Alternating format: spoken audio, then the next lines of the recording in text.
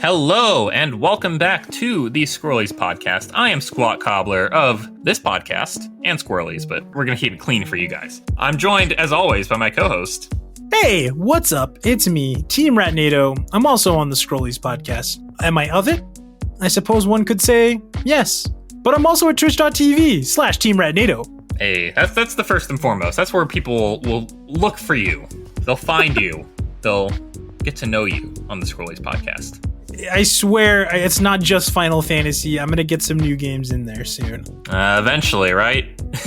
One day, perhaps. Strunchers of Paradise. That's feels like it's an old friend at this point. I've known it so long. Like 2 months. Come on. Come on.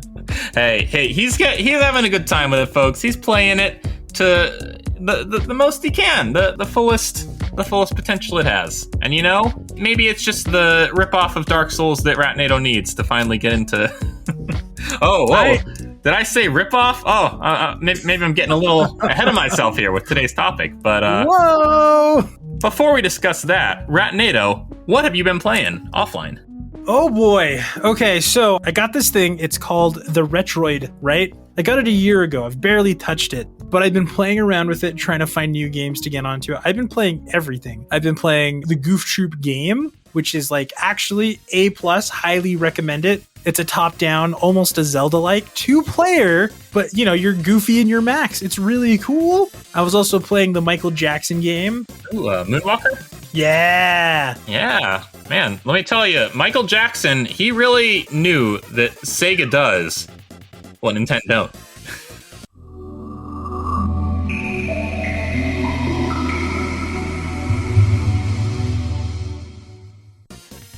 Actually, if you haven't played it, go and find it, and you don't have to play the whole game. You know, I've played it for like maybe a half an hour, but it's actually pretty cool. I mean, you've seen the GIFs of him dancing, right? But it's a fun game. I don't know. It's wacky and weird, but it's cool. Is Moonwalker the first game that featured licensed pop music? Oh man, there's got to be somebody who knows out there, right? Like, I mean, sure, you have like your movie tie-ins, you know, not to rehash that, but like just regular like top 40 songs. Was there a game before Moonwalker? I don't know. Huh. We'll have to get our extensive research department to look into that. Fact checking. The audio, you're an expert on audio, right? Do you know? Oh, he just turned and ran off. He's heading to the library. No, wait, he's not running. He's moonwalking away. Oh my god, Audio, I didn't know you could do that. Wow. Oh. Audio, don't grab that. No. Audio, put that glove away. Oh, Audio. No, he ruined it. Yeah, he got too into it. Yeah, stop, man. Come on. Anyway, you know, enough about Audio. He really did just ruin it. We had a whole moment going on. I was grooving and anyway, whatever. SqatCobblr, what you been playing? Absolutely nothing. Moving on, we're here to talk about games that are spiritual successors, or are they ripoffs? Do they draw inspiration, pay homage, or are they just aping a successful game? Escape. It's actually very hard to tell. You almost have to know a lot of history of a game before you can actually say, oh, it's a ripoff. And this might make people mad, but there are a lot of studios out there that just rip off a lot. And, you know, as much as I loved them, LucasArts, they were always kind of ones that were just like, hey, what's popular? Let's make our own Star Wars version of that. Hot take for this episode. I'm going to say that most games are either ripping off or pulling elements directly from other games that are popular. Yeah. And I think this has been going on for a long, long time. Since the arcade, since the early days of consoles. Pretty much any side-scrolly, any 2D platformer you find now, isn't it just trying to copy and replicate what made Super Mario Bros. A success? Just about any 3D action game is going to incorporate some kind of targeting, such as you found in Ocarina of Time. Whoa. Those are the ones that moved it ahead. Is everything? Are we ripoffs of... More successful podcasts? Almost certainly. Without a doubt. Oh, yeah. Definitely. I don't know when anyone's going to catch me, but I'm like, yeah, these are kind of just like there's are things that you listen to your podcast and you're like, oh man, let's kind of do something like that. I mean, not direct spiritual successors. There you go. That's the polite way to say ripoff. I think the distinction really comes first and foremost from how well received the game is. If it's generally seen as, I guess, a poor, pale imitation, then they'll be calling it a ripoff. But if it somehow leaves you with some warm feelings, if it brings about some, maybe some new innovations in an aspect or two, they'll be calling it a spiritual successor. Yeah. I got an example of one where I think that didn't quite hit the mark and maybe became more of a ripoff. Yooka-Laylee. Ooh. It was a big Kickstarter project. I think it was highest backed project for a video game in Kickstarter's history at the time. For those that don't know, former Rare developers of Donkey Kong Country fame, but in this case, Banjo-Kazooie fame, decided to start up their own company. A lot of them had left Rare over the years. They wanted to recapture some of that magic. So they made Yooka-Laylee and its sequel, and that's it right now. They were very heavily pushing the nostalgia, the warm feelings that came about from those early N64 platformer fans. Banjo-Kazooie, Banjo-Tooie, Conquer, and the like. And, I think I have played Yooka-Laylee. I think they did a pretty good job, but there was something about it missing. I don't even know if I can really put into words quite what it was. Granted, I haven't played Banjo-Kazooie itself, which is insane because it's right up my alley. But I've played DK64, which is very much trying to be Banjo-Kazooie Plus. Your own little spiritual successor game. Maybe we'll cover that next. But I just want to say, Banjo-Kazooie is to Dark Souls as DK64 is to Strangers of Paradise. Ooh, okay, all right. Just saying. I mean, I don't think From Software made Strangers of Paradise, but we'll go with that line of thought. Sure. Before we get there, Yooka-Laylee, it had everything people liked about those early 3D platformers, and yet people didn't really like Yooka-Laylee very much. You didn't really have a map. You had to kind of learn the level by just walking around it and taking in landmarks, context clues. It had a lot of puzzles scattered throughout, some of which were kind of hard to gauge what they were trying to get from you there. It had funny voices and characters and innuendos in their lines in this children game. And yet, something about it didn't click with people. Now, it was built in Unity. I think people weren't very happy about that. But I thought it played pretty well. I never really thought it was like a gameplay issue, a mechanics issue. And yet, I didn't really have that fun a time playing Yooka-Laylee. It felt like a chore at times. I just wanted to get to the final boss, and it wasn't a good time. And I kind of knew that from the reception, because it had been a few years since it came out when I first started playing it. I have yet to finish it, and I don't really think I will. Now, the sequel, I hear, is much better, Yooka-Laylee: The Impossible Lair. It's a 2D side-scrolly, so naturally. Interesting. They took criticisms from that and decided to go in a different direction and not call it a spiritual successor to DKC. And yet, I think a lot of people think it is. Yeah. Perhaps because it was better received. But, all that being said, DK64, very possibly a Banjo ripoff. Made by the same team, so I don't know if ripoff's quite the right word. But they were doing what they could to replicate what people liked in Banjo, and then just doing that several times over. Tenfold even. And with more, sometimes you don't always get better. Yeah. It's still my favorite game, and I'll defend it for reasons I have if we want to go down that road. But I think that'll get us off topic. Maybe we'll do a DK64 episode. Oh, yeah, there's going to be a whole episode for it. Don't worry. Perhaps a series even. Maybe we'll save that for the membership tier. Yeah, exactly. I think that for me, a spiritual successor, it helps it a lot to be done by the same sort of people. So it sounds like Yooka-Laylee, in that sense, is very much a good spiritual successor for that reason. One that I think, and it's interesting how there is just like this whole series of trying to revive maybe 90s, early 2000s games in this way, because I'm sure you want to talk about them, but things like Mighty Number 9 as a send up, a spiritual successor, as it were, to something like Mega Man. Or one that I really like was Bloodstained: Ritual of the Night, which is a send up by the same guy, Koji Igarashi, of a lot of the Castlevania games. Symphony of the Night, one of the ones most people know really well. He worked on that. He was on that.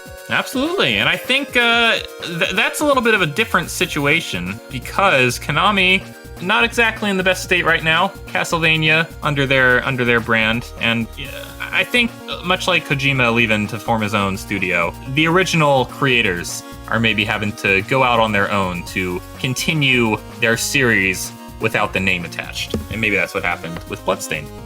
Bloodstained is actually something that really does warm my heart. I didn't know about it during the Kickstarter phase, or it had a Kickstarter or something like that, but it took years and years for Bloodstained to come out. I found out like a couple months before it actually came out, maybe even like a month or two before it actually came out. But I was looking at all the trailers, everything that had happened at that point. And I guess during development, they sent out this first trailer, like, here's what the game's looking like. And everybody was like, oh, this looks terrible. Like, oh, it's a Kickstarter game. It's bad. All these things, about it not being a good game. And instead of like getting upset and instead of like whining about it, instead of saying gamers are entitled, he put out this trailer where he's like, oh, people are upset about this game? Well, I'm going to work even harder to make it better. Fan feedback, making things prettier, free DLC, all these good things. And like, oh my gosh, like actually it endeared me so much. Again, like I said, I think it came out like a month or a couple of weeks after that. I bought it on Switch, I bought it on PC, and I bought it on PS4. And I got like this big 55-inch TV, and that was the first thing I played on it. And it was gorgeous. And I'm not like a huge Castlevania guy, but from what I remember of it, man, it was a spiritual successor. There is now a portrait of Ratnado hanging in his office for all the support given. Wow, I think that sounds like a fairy tale. I don't think that happens too often where backlash is received so positively and the criticism is taken and used constructively, especially online. But that's great. I think I haven't played much Mega Man, and I haven't played Mighty Number 9 at all. I think that's kind of a inverse of that, where same thing, one of the original creators of Mega Man wanted to make a game in the, I guess, legacy in the vein of the original Mega Man series, and it just wasn't quite up to par. For one, it was rushed. It came out in an unfinished state, and the marketing, especially, kind of directly aimed in a bad way at its core audience. What is it like? And make the bad guys cry like an anime fan on prom night. That was a line from one of the trailers, and people were just like, "Wait, really? This is this is what you're going with for all your supporters, for all your backers?" Okay. Yeah, exactly. I think Mega Man spiritual successors are a dime a dozen. I think so many people, 80s gamers, were inspired by Mega Man, that original series, that they have gone and made platform shooties in the style of it since, and many of which very well received. I'm blanking on any by name right now, but I'm sure they're out there. Well, you have some of the good ones that people do know about, like Shovel Knight, which like... Yes, Shovel Knight. Yeah. Straight up, there is a character, or there's an enemy in Bloodstained that it's so clearly a reference to Shovel Knight. And again, like when I saw that, like I was just delighted, like, oh my goodness, wow, what a cool reference here. I'm surprised it wasn't just Shovel Knight himself, considering he is in Yooka-Laylee. Wait, he is? The actual character, yes. Yacht Games is like, yeah, feel free to use Shovel Knight and Yooka-Laylee. I think he's in the first level. That's awesome. That is the nice thing about indie studios. They're a lot more willing to play nice and lend out their characters for cameos than the big boys. Yeah. But we all know how much you wanted Yooka-Laylee in Smash, but I will take Banjo if I must in Smash. I suppose that is acceptable. A little off topic. Say what you will about any of the Smash DLC fighters. Some of them probably a little tone deaf, given what a lot of the Smash community wanted, but just about everyone got something they wanted in the run of Ultimate's roster. So yeah, I got Cloud back. That's really all I needed. Yeah, Cloud back, and you got Sephiroth. Fun story. I would have lost money if I bet on this, but Payday at one point was playing Final Fantasy VII Remake, and he was also playing a lot of Smash at the time. And he was like, "You think they'll ever add Sephiroth to Smash as a DLC?" I'm like, I think so. I mean, wouldn't they just add like another Final Fantasy character from a different game? Why would they just add another character from Final Fantasy VII? I'm lucky I didn't bet money because about a year later, there was Sephiroth. There he was. That was so crazy, though. I mean, I kind of knew. I knew.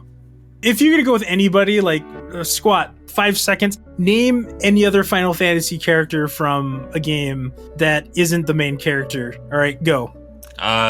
Titus, because Sam... That's the main character. That's the main character. Oh, no.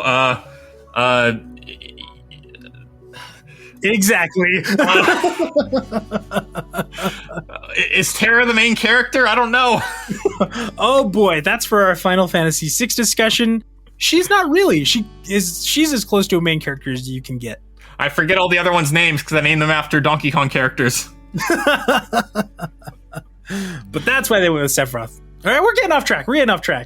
Well, maybe not. Smash Bros. Was a pretty novel concept for a fighter when it first came out on the N64. You don't build together combos and break down a life bar. You gotta knock them off the stage, and it started a whole new genre of platform fighters, many of which we have coming out right now in the vein of Smash Bros. Nicktoons All-Star Brawl.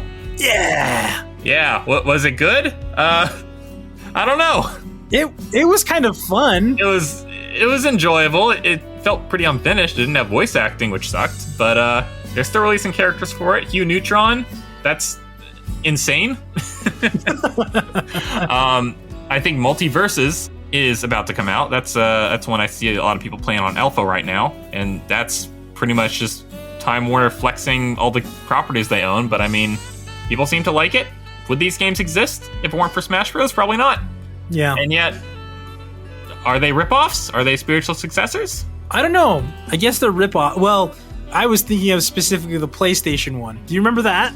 Oh my gosh, PlayStation All-Stars Battle Royale. Is that the mouthful of a title they gave it? I think that's what it was. Yeah, I've never played it. I know Arcade Fan played it a little bit. It's got an interesting roster. It's really stretching the term All-Star to include a few, but I think there are definitely some no-brainers in there. I mean, like Raiden, Kratos, I think are in it. Dante, and those three, like, yeah, okay, sure. Nathan Drake, but then you get to your other characters. Yeah, it's interesting. Sackboy, I mean, Little Big Planet, I guess that's big enough. Elite Shock Trooper, I don't know, kind of, I guess it's fine, but like, I don't know, even as a person who is a PlayStation guy, I guess like I know a lot of the characters. I'm just like, okay, cool. That really is the thing especially with like big crossover games. You really have to make sure the roster is like equally representative, or otherwise just some really odd like niche choices. Yeah. Otherwise, it just kind of feels weird. Yeah. And part of it too is just, I think that you have to make sure that your characters are like, it's almost kind of a meme, because it's like, oh, Big Daddy and Dante can fight. And it's like, well, both those games are like, take themselves pretty seriously. So this doesn't feel goofy. Yeah. You know what I mean? Yeah. There's nothing goofier than having Bayonetta fight Pac-Man, for example. Yeah. But like, but those characters play pretty true to themselves. So it's like, it works. Yeah. Maybe it's all just about tone, but we're getting off topic. I think maybe where the term ripoff and spiritual successor ends is in genres, because many games, when they come about and they're unlike anything that's been seen, like Smash, like Super Mario Bros., they become genre makers. Yeah. Metroid, Castlevania, together they made the Metroidvania genre. Would I call Hollow Knight a spiritual successor or a ripoff? No, it's just part of that genre, but that genre itself is maybe a successor, spiritual or otherwise, to those games. Yeah, I would say so. I mean, yeah, like that's almost a unique thing, because it's Metroidvania, literally the names of the genre, and everything can kind of pretty neatly fit under that category. But without both of those, I mean, I don't know which first, who was inspired by what, or there was any, anything about them inspiring one another. There's not, I don't know. Yeah. Would we call whatever first-person shooters coming out this year a spiritual successor to Wolfenstein or Doom? Yeah. Probably not, but it's kind of where it all started. Did you hear about that new Doomenstein game? Bro. Oh yeah, Call of Duty? Yeah, that's my favorite Doomenstein. Yeah, dude, like Halo Infinite Einstein. Oh, dude, that's my favorite Doomenstein. Yeah, that's kind of where I'm at. I'm thinking maybe these genre definers are what makes a spiritual successor or not. Unless you're specifically calling back to a game like Banjo-Kazooie with Yooka-Laylee or Mega Man with Mighty Number 9, I feel like you just kind of take what worked before and just do your own thing within that general context, and you're in the clear. You're not really at risk of being called a ripoff because it's just part of the genre. Interesting.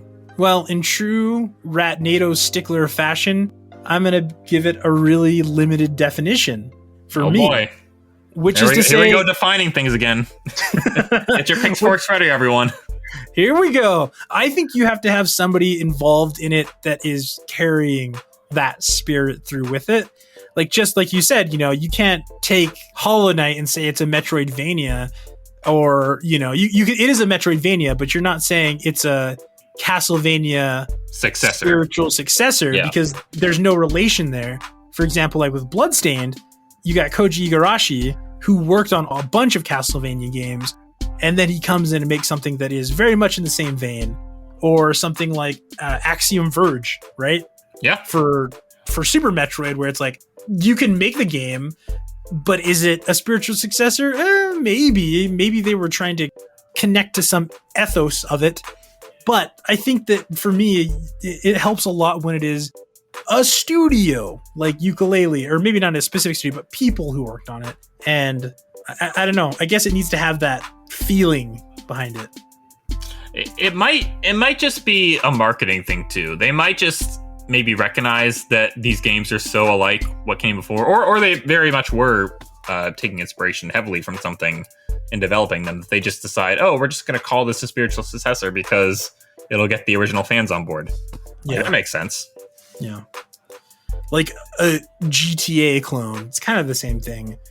Yeah, well, Lego City Undercover, the SqatCobblr approved GTA on a Nintendo console. I'm just kidding. I haven't played it. That guy played it when it came out. He liked it a lot, but I am a GTA proper fan. First. Oh, okay. I was gonna say, yeah, that's absolutely perfect. Like, yeah, it fits the bill for sure. Here's a millennial reference for you. You're like Todd and Rod at the Flanders, and like, no, we don't have GTA. We have Lego Undercover City or whatever it is. Yeah, pretty much. At a time, that's what young Sqat would have been approved to play, not GTA itself. But oh man, yeah.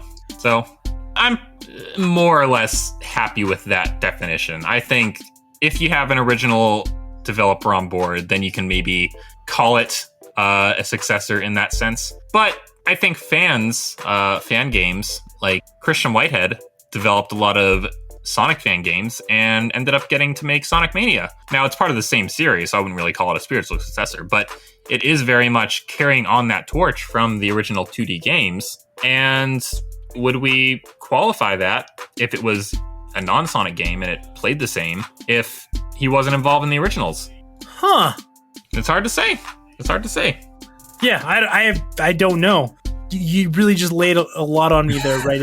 Right? Like, oh yeah, I got to think about. I'm gonna go sit with audio, actually, Sqat, if you don't mind. I've given a profound realization. This is not the Ratnado you once knew. He's a new man now.